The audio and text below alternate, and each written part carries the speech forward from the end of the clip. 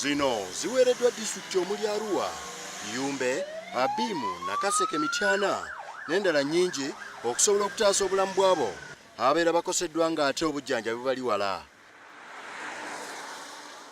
Ebitundu bingi eby'emisoso gy'ebyalo bibonaabona nnyo mu kutambuza abalwadde okusingira ddala bannakazadde okutuuka bali obujjanjabi.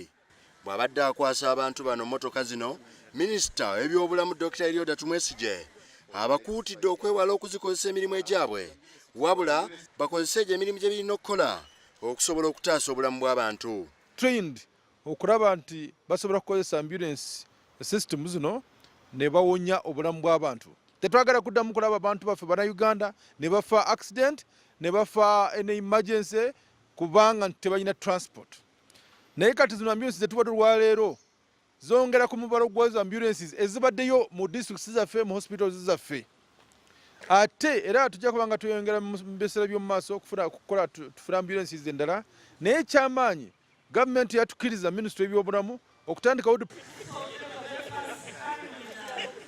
Mu ngeri y'emu ekitongole kya St. John's Ambulance kitendesa abasawo n'abagoba ba mmotoka zino okusobola okutaasa obulamu bw'abantu kono okulaba ng'obulamu bw'abantu butaasibwa ebiseera ebisinga obungi. Ministry eri mu kukola kusaawa ekitongole ekirabirira ebya emergency ng'oggyeko ambulances zino twagala kutraininga n'abantu abasobola okutuuka awantu wabadde akabenje nga bakyalinze emmotoka enetwala omulwadde omuye ennyo ate babe nga bamukolerako awo.